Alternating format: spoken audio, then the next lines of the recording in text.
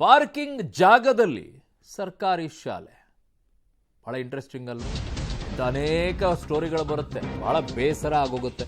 ಚಿಕ್ಕಬಳ್ಳಾಪುರದಲ್ಲಿ ಪಾರ್ಕಿಂಗ್ ಜಾಗದಲ್ಲಿ ಸರ್ಕಾರಿ ಶಾಲೆ ಇರೋದು. ಖಾಸಗಿ ಕಟ್ಟಡದ ಪಾರ್ಕಿಂಗ್ ಜಾಗದಲ್ಲಿ ಮಕ್ಕಳಿಗೆ ಪಾಠವನ್ನ ಮಾಡ್ತಾ ಇದ್ದಾರೆ. ಪಬ್ಲಿಕ್ ಟಿವಿ ವರದಿಯಿಂದ ಈಗ ಶಿಕ್ಷಣ ಇಲಾಖೆ ಎಚ್ಚೆತ್ತುಕೊಂಡಿದೆ.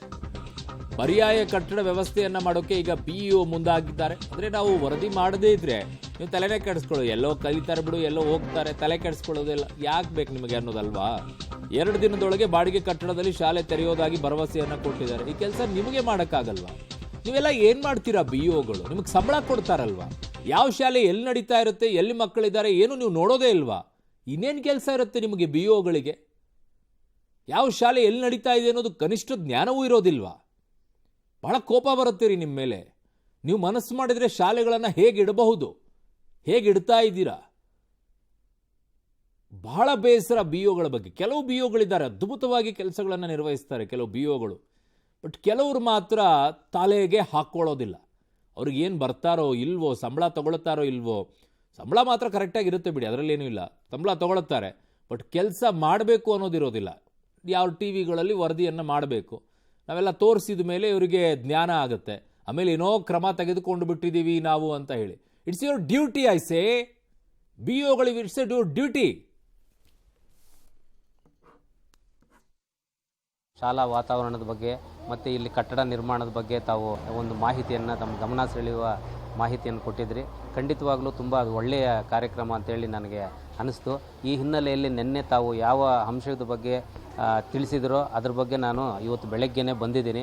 ಇರ್ತಕ್ಕಂತಹ ಕಟ್ಟಡನ ಕೆಡುವುದಾಗ ಪಕ್ಕದಲ್ಲಿ ನಮ್ಗೆ ಯಾವುದು ಜಾಗ ಇಲ್ಲದೆ ಇರೋದ್ರಿಂದ ಸ್ವಲ್ಪ ನಮಗೆ ಸಮಸ್ಯೆ ಆಯಿತು. ಪರ್ಯಾಯವಾಗಿ ನಮ್ಮ ಶಿಕ್ಷಕರು, SDMC ಅವರು ಮತ್ತು ಜನಪ್ರತಿನಿಧಿಗಳು ಮತ್ತು ಇಲ್ಲಿನ ಕೌನ್ಸಿಲರು ಎಲ್ಲರೂ ಕೂಡ ಪಾಪ ಇಲ್ಲಿ ಇರ್ತಕ್ಕಂಥ ಇದರಲ್ಲಿ ವ್ಯವಸ್ಥೆಯನ್ನು ಮಾಡಿದ್ದಾರೆ. ಇಲ್ಲಿ ಮಕ್ಕಳಿಗೆ ಯಾವುದೇ ರೀತಿಯಲ್ಲಿ ಕಲಿಕೆಗೆ ಸಮಸ್ಯೆ ಇಲ್ದಿರ ಕಲಿಕೆಗೆ ಅನುಕೂಲವಾಗ್ತಕ್ಕಂತಹ ರೀತಿಯಲ್ಲಿ ನಾವು ಖಂಡಿತವಾಗ್ಲೂ ಮಾಡ್ತೀವಿ.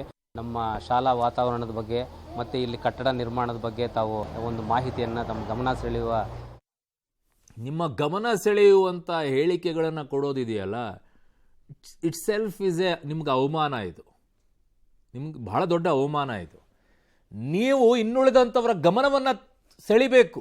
ಇಂಥ ಶಾಲೆಗಳನ್ನು ಈ ರೀತಿಯಾಗಿ ನಡ್ಕೊಳ್ತಾ ಇದ್ದರೆ ಈ ಬಿಇಒ ಬಂದು ಈ ಶಾಲೆಗಳು ಹಿಂಗೆ ಉದ್ಧಾರ ಆಗಿದೆ ಅನ್ನೋದನ್ನು ವರದಿಗಳನ್ನು ಮಾಡಿದ ನಂತರ ನಮ್ಮ ಗಮನ ಸೆಳೆದ್ರಿ ಅಂತ ಹೇಳ್ತಿದ್ದೀರಲ್ಲ, ಇಟ್ಸ್ ನಾಟ್ ಎ ಶೇಮ್. ಬಿಇಒಗಳ ಗಮನ ಸೆಳಿಬೇಕಾ? ಈ ಶಾಲೆಯ ಮಕ್ಕಳು ಹಿಂಗೆ ಪಾರ್ಕಿಂಗಲ್ಲಿ ಕೂತ್ಕೊಂಡು ಓದ್ತಾ ಇದ್ದಾರೆ ಅಂತೇಳಿ. Don't you shame? ಯಾಕೆ ನೀವು ಸಂಬಳ ತಗೊಂಡಾಗ ಯಾವ ಶಾಲೆಗಳು ಎಲ್ಲಿ ಕೆಲಸ ಮಾಡ್ತಾ ಇವೆ, ಎಲ್ಲಿದ್ದಾರೆ ಮಕ್ಕಳು ಅನ್ನೋದು ಕನಿಷ್ಠ ಸ್ಕೂಲು ನೋಡಲ್ವಾ ನೀವು? ನೋಡಿ, ಎಲ್ಲೊಂದು ಕಡೆಗೆ ಮಕ್ಕಳು ಹೆಂಗೆ ಪಾರ್ಕಿಂಗ್ ಜಾಗದಲ್ಲಿ ಕೂತ್ಕೊಂಡು ಪಾಠ ಕೇಳ್ತಾ ಇದ್ದಾರೆ ಅಂತೇಳಿ, ಇನ್ನೊಂದು ಕಡೆಗೆ ಈ ಕಡೆಗೆ ವರದಿ ಎಲ್ಲ ಪ್ರಸಾರ ಆದ ನಂತರ ಈ ಜಾಗ ಈಗ ಮಕ್ಕಳಿಗೆ ಅದನ್ನು ವ್ಯವಸ್ಥೆ ಮಾಡ್ಕೊಂಡಿದ್ದಾರೆ. ಅಲ್ಲಿ ನನ್ನ ಸಹೋದ್ಯೋಗಿ ಮುದ್ದುಕೃಷ್ಣನೊಂದಿಗೆ ಸಂಪರ್ಕಕ್ಕೆ ಸಿಗ್ತಾ ಇದ್ದಾರೆ. ಮುದ್ದುಕೃಷ್ಣ, ನನಗೆ ಬಹಳ ಬೇಸರ ಆಗುವಂಥ ಸಂಗತಿ ಏನು ಅಂತಂದರೆ, ಬಿಇಒ ಅವ್ರು ಹೇಳುವಂಥದ್ದು ನಮ್ಮ ಗಮನ ಸೆಳೆದ್ರಿ ನೀವು ಅಂತ ಹೇಳಿ. ಬಹಳ ಬೇಸರ ಆಗತ್ತೆ ಇದು. ಬಿಇಒಗಳ ಗಮನ ಸೆಳಿಬೇಕಾಗಿಲ್ಲ, ಬಿಇಒಗಳೇ ನಮ್ಮ ಗಮನ ಸೆಳಿಬೇಕು, ಅವ್ರ ಶಾಲೆಗಳನ್ನು ಉದ್ಧಾರ ಮಾಡಿ. ಏನಾಯ್ತು ಇಲ್ಲಿ?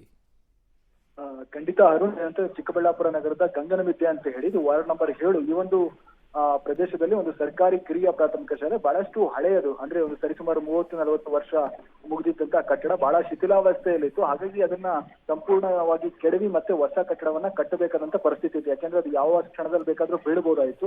ಹಾಗಾಗಿ ಮುನ್ನೆಚ್ಚರಿಕೆ ಕ್ರಮವಾಗಿ ಎಲ್ಲಾ ಶಾಲಾ ಕಟ್ಟಡವನ್ನ ಕೆಡವಿ ಹೊಸ ಕಟ್ಟಡವನ್ನ ಕಟ್ಟುವಂತ ಕಾಮಗಾರಿ ಕಳೆದ 25 ದಿನಗಳ ಹಿಂದೆ ಆರಂಭ ಆಗಿದೆ.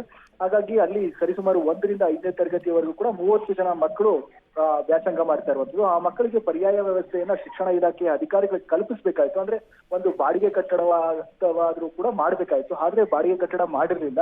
ತತ್ಕ್ಷಣಕ್ಕೆ ಅಲ್ಲಿರ್ತಕ್ಕಂಥ ಇಬ್ಬರು ಶಿಕ್ಷಕರಿದ್ರು. ಅವರು ಕೂಡ ಎದುರುಗಡೆ ಇದ್ದಂತ ಒಂದು 3 ಅಂತಸ್ತಿನ ಕಟ್ಟಡ ಏನು ಖಾಸಗಿಯವರದಿತ್ತು, ಅದರ ಕೆಳಭಾಗದಲ್ಲಿ ಒಂದು ಪಾರ್ಕಿಂಗ್ ಪ್ಲೇಸ್ ಇತ್ತು. ಆ ಪಾರ್ಕಿಂಗ್ ಪ್ಲೇಸ್ ನಲ್ಲಿ ಅವರ ಕಟ್ಟಡದ ಮಾಲೀಕರನ್ನ ಮನವಿ ಮಾಡಿಕೊಂಡು ಅಲ್ಲೇ ಒಂದು ಟಾರ್ಪಲ್ ಅನ್ನ 2 ಪಿಲ್ಲರ್ಗಳಿಗೆ ಅಡ್ಡಲಾಗಿ ಕಟ್ಕೊಂಡು ಅಲ್ಲಿ ಪಾಠವನ್ನ ಮಾಡ್ತಾ ಇದ್ರು. ಹಾಗಾಗಿ ಈ ವಿಷಯ ನಮ್ಮ ಗಮನಕ್ಕೆ ಬಂದ ಕೂಡಲೇ ನಾವು ನಿನ್ನೆ ಸಂಜೆ ಶಾಲೆಗೆ ಭೇಟಿ ಮಾಡಿದ್ವಿ. ಅಲ್ಲಿರುವಂತಹ ವಾಸ್ತವ ಪರಿಸ್ಥಿತಿಯನ್ನ ನೋಡಿ ಕೂಡಲೇ ನಾನು ಬಿಇಒ ಅವರಿಗೆ ಕರೆ ಮಾಡಿದ್ವಿ, DDPI ಅವರಿಗೆ ಕರೆ ಮಾಡಿದ್ವಿ. ಈ ರೀತಿಯ ಪರಿಸ್ಥಿತಿಯಲ್ಲಿ ನಮ್ಮ ಸರ್ಕಾರಿ ಶಾಲೆಯ ಮಕ್ಕಳು ಪಾಠ ಕಲಿಬೇಕಾ, ಇಂತಹ ದುಸ್ಥಿತಿ ಅವ್ಯವಸ್ಥೆ ಇರಬೇಕಾ ಅನ್ನೋಂತ ನೋವು ಒಂದು ರೀತಿಯ ಮರುಕ ನಮ್ದಾಗಿತ್ತು. ಹಾಗಾಗಿ ಕೂಡಲೇ ಇವತ್ತು ಬೆಳಗ್ಗೆ ನಾವು ಸುದ್ದಿಯನ್ನ ಪ್ರಸಾರ ಮಾಡಿದ್ವಿ. ತದನಂತರ ಸ್ಥಳಕ್ಕೆ ಕೂಡಲೇ ಈಗ BO ಅವರು ಬೆಳಗ್ಗೆ ಬಂದು ತಕ್ಷಣ ಅಲ್ಲಿರ್ತಕ್ಕಂಥ ಮಕ್ಕಳ ಪರಿಸ್ಥಿತಿಯನ್ನ ವಾಸ್ತವವನ್ನ ಕಣ್ಣಾರೆಯನ್ನ ಕಂಡ್ರು. ಆಗ ನಾನೇ ಖುದ್ದಾಗಿ ಅಲ್ಲಿರುವಂತಹ ಪ್ರದೇಶಗಳಿಗೆ ಭೇಟಿ ನೀಡಿ ಎಲ್ಲಾದ್ರೂ ಬಾಡಿಗೆ ಕಟ್ಟಡ ಸಿಗುತ್ತಾ ಅನ್ನೋಂತ ಒಂದು ಪರಿಶೀಲನೆಯನ್ನ ಮಾಡಿದ್ವಿ. ಸದ್ಯಕ್ಕೆ 2-3 ಕಡೆ ಈಗ ಜಾಗ ಸಿಕ್ಕಿದೆ. ಇವತ್ತು ಫೈನಲ್ ಮಾಡಿ ನಾಳೆ ಮಕ್ಕಳನ್ನ ಒಂದು ಬಾಡಿಗೆ ಕಟ್ಟಡ ಮಾಡಿ ಅಲ್ಲಿಗೆ ಸ್ಥಳಾಂತರ ಮಾಡುವಂತಹ ಅಲ್ಲಿ ಶಾಲೆಯನ್ನ ಆರಂಭ ಮಾಡುವಂತ ಕೆಲಸವನ್ನ ಮಾಡ್ತೀವಿ ಅನ್ನೋ ಭರವಸೆಯನ್ನ ಕೊಟ್ಟಿದ್ರೆ ಆ ಕೆಲಸ ನಾಳೆ ಆಗ್ಬಹುದು. ಅರುಣ್. ಓಕೆ ಮಧುಕೃಷ್ಣ, ನಿಮ್ಮೆಲ್ಲ